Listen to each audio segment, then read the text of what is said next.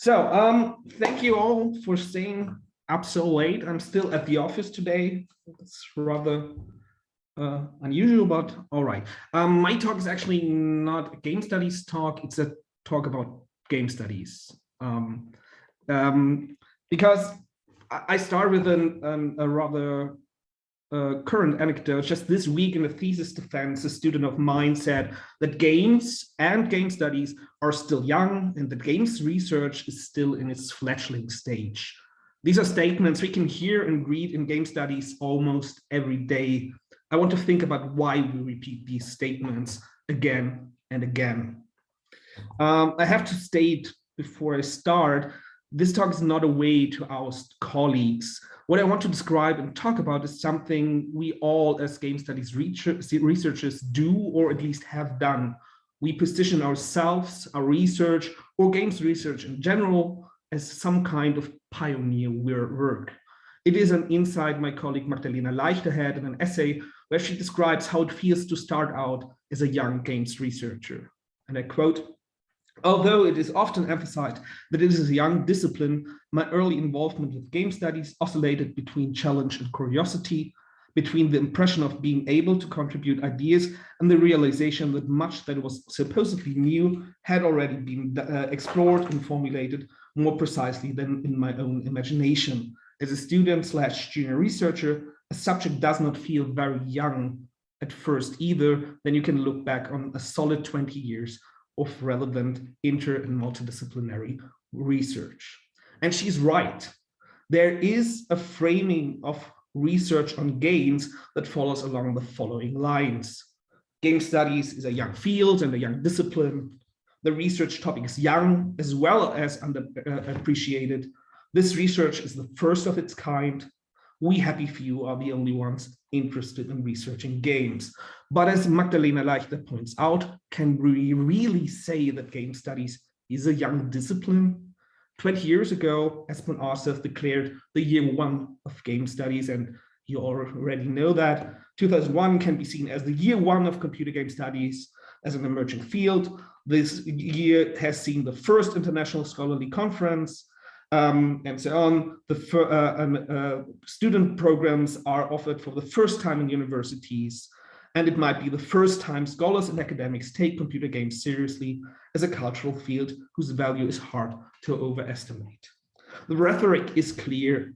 Year one, first conference, the first graduate program, the first time games are taken seriously. The whole point of Aarseth's text is to establish a field by declaring it. It is a performative, informative act, or to be more specific, it is a perlocutionary gesture. By declaring it, the new discipline is created. Understanding this declaration and its rhetorical dimensions helps us to understand that it actually is an empty gesture and not funded in facts. The only new thing is the declaration and the naming of the discipline. There has been games research way before 2001, even on video games. Janet Murray's Hamlet on the holodeck, for instance, as you all know, but even earlier, for example, Mary M. Buckle's dissertation on adventure in 1984. Aarseth ignores all that in the name of his rhetorical play. That he makes the contribution of others, especially women, invisible is of note here, and one of the reasons why I talk about this, but more on that later. So even in 2001, the newness of games research is heavily debatable. So why do we still use this rhetoric as of today?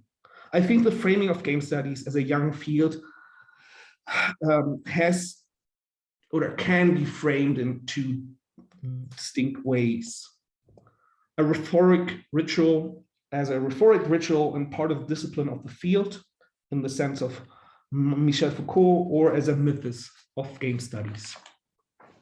Let's start out with rhetoric rituals and the concept of discipline by Michel Foucault. Discipline is a central term in Foucault's early discourse analysis and a part of the procedure of controlling and delimiting discourse, he states.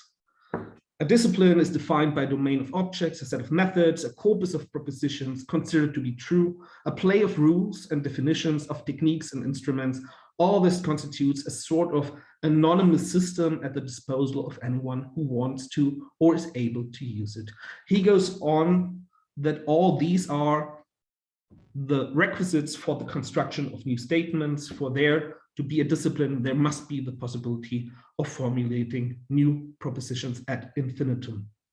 So we have to comply in some sense to the discipline to be part of a discourse. Therefore, the utterance must not necessarily be true, it only must comply. In short, a proposition must fulfill complex and heavy requirements to be able to belong to the grouping of a discipline. Before it can be called true or false, it must be in the true.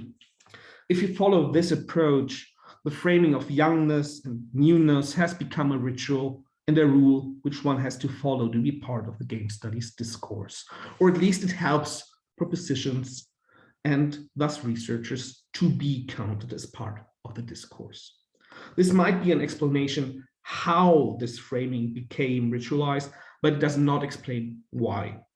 It seems rather contingent at first. Every field, every discourse might have such rituals, but why do game studies follow exactly that framing? As often, I see the reason in the structure of game studies itself, in its rather paradoxical situation. Game studies is a prolific field, but it still lacks the appropriate institutionalization and embedding in the academic structures. Even though Aarseth said that the first study program started in 2001, game studies programs are still rather few and far between, even more so for bachelor programs than master programs. The same is true for departments and institutes. In German-speaking countries, the situation looks especially dire. Additionally, funding of research projects is also quite difficult. The situation might have changed in the last 20 years, but the dream Aarseth had in 2001 still stands unrealized. Not being acknowledged as its own discipline on an institutional level might not always be bad, as games research fits rather well in a broader media culture studies in German Medienkulturwissenschaftlichen approach, but it still informs the positioning of the research. It forces researchers to repeatedly prove and justify the worth of games research, emphasizing the pioneering one allegedly could do in the field. This also allows to follow the market logic of research funding with, as we know, mixed results. The focus on newness has other consequences as well. And this is an internal one more than an external, the lacking interest in the history of game studies in the sense of subject history in German Fachgeschichte. Except for the specter of the ludology versus neurotology debate, we seldom talk about or research our own discipline's history. Even if we use older sources, we rarely contextualize them in the broader study of games and play, whether it be analog or digital games and play. Thus, game studies lack one of the central techniques of self-reflexivity and self-evaluation of disciplines. Thinking of games research as without history makes it impossible to see what research already happened and to contextualize our own research. It takes away diachronicity and keeps everything in a vague synchronicity. It also isolates games research from its material, institutional, disciplinary, and historical premises, thus decontextualizing the field as a whole. Therefore, it gets harder to understand the structural problems of game studies are connected to the development of academia in general. We are, in fact, not an island. And if you think only game studies has a problem with the delegitimization of its research, ask any gender studies researcher, especially in Hungary. But as I said before, the statement of game studies is a young field can also be understood differently as a mythos or myth of and about the field. So the sentence, game studies is a young field, is my example. At first hand, it might look that the statement means nothing more than compared to other fields like literary studies or even media studies, game studies only have a rather short history. But I think there is more to it, especially as we have been repeating the statement for over 20 years now. Roland Barthes' concept of mythos or myth might help us here. And I won't go in all the details, but state some framework of it. Myth, in Barthes' terms, is a system of communication that is a message based on the Saussure's theory of science. Barthes proposes that mythical speech attaches itself to existing science. Here in the quote, but myth is a peculiar system in that it is conducted from a semiological chain which has existed before it. It is a second-order semiological system that which is a sign, namely the associative total of a concept and an image, and the first system becomes a mere signifier in the second. Thus, the same game studies is a young field, can be the signifier for something different, which erases the signified of the original sign. It becomes an empty sign, but through its ritualized and repeated use, another meaning seems to shine through. We don't need to get into the specifics of Barthes' semiology, but what seems important to me here is the intention of speech. And I just go rather quickly about it. We now know that myth is a type of speech defined by its intention, much more than by its literal sense, and that in spite of this, its intention is somehow frozen, purified, eternalized, made absent by this literal sense, and which henceforth, this is the more important part, it appears both like a notification and like a statement of fact. The mythic speech that thus makes it itself ahistorical, and its intention, its motive turns into something else. I quote again, we reach here the very principle of myth. It transforms history into nature. We now understand why, in the eyes of a myth consumer, the intention, the determination of the concept can remain manifest without, however, appearing to have an interest in the matter. What causes mythical speech to be uttered is perfectly explicit, but it is immediately frozen into something natural, is not read as a motive, but as a reason. If we come back to the exemplary statement at hand, what does its myth actually say? Excuse me. Game studies stays a young field. The study of games is eternally connected to youth and newness, and it has no history. Thus, the sentence is true in 2001 and in 2020 and 2021. It works more like a magic spell than a statement, but it's even more interesting if we connect the statement to its producers. I mean, us as researchers. We claim to be the first perpetually and thus immunize our research against certain critiques.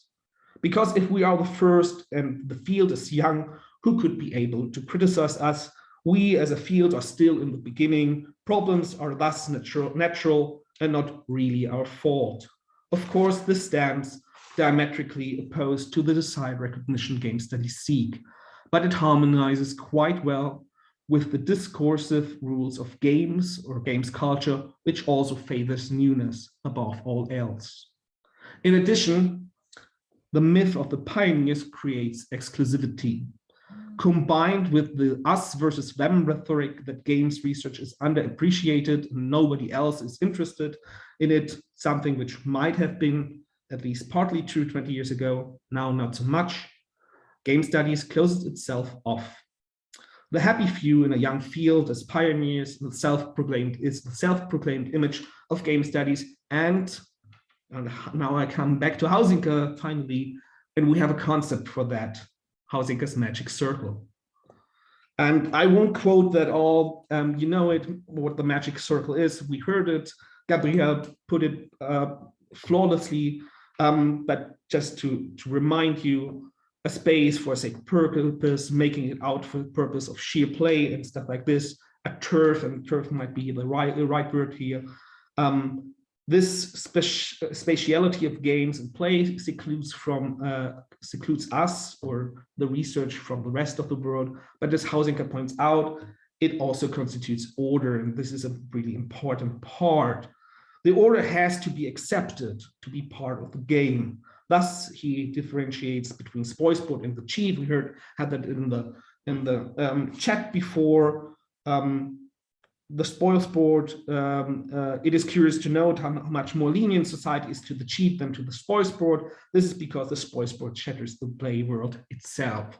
So the spoil sport is the bigger problem, the cheat.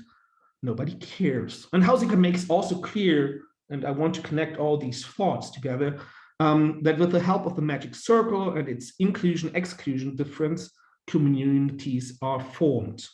A play community generally tends to become permanent even after the game is over. Of course, not every game of marbles or every bridge party leads to the founding of a club, but the feeling of being apart together in an exceptional situation, of sharing something important, of mutual withdrawing from the rest of the world and rejecting the usual norms, retains its magic beyond the duration of the individual game. The club pertains to play as a head to the head. And this brings me to the end and my conclusion that the self-ascribed youngness and newness of game studies contributes to its structural problems on the one hand.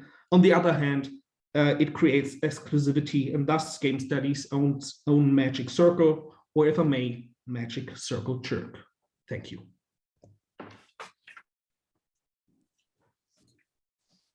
Thank you very, very much. We have all the time in the world, so we can either take some... Just to notice, I'll leave the presentation up from a second. There are 2 current calls. Maybe somebody's interested. I can put them in the chat as well. Sure. Nikolaus has the first question, but just turn on your microphones and speak. And I think we make a fluent crossing from the specific question to the hanging around together and discussing game studies things moments. So I say thanks to everyone. Thanks that we really did the FROG 2021 all together. Thanks to Nikolaus for this amazing call that really a lot of people shared. Thanks for Natalie for doing all this administrative stuff I don't like to do, and she's really good in doing those things. And well, thanks for the participants, of course, and to Herbert, because without Herbert, no FROG. And well, yes, I first question. But those were my concluding words, as I think I might go a little bit earlier to, do those daddy things. Thank you. Okay, celebration because my question, thank you for this, I think, really important talk. I think this really hits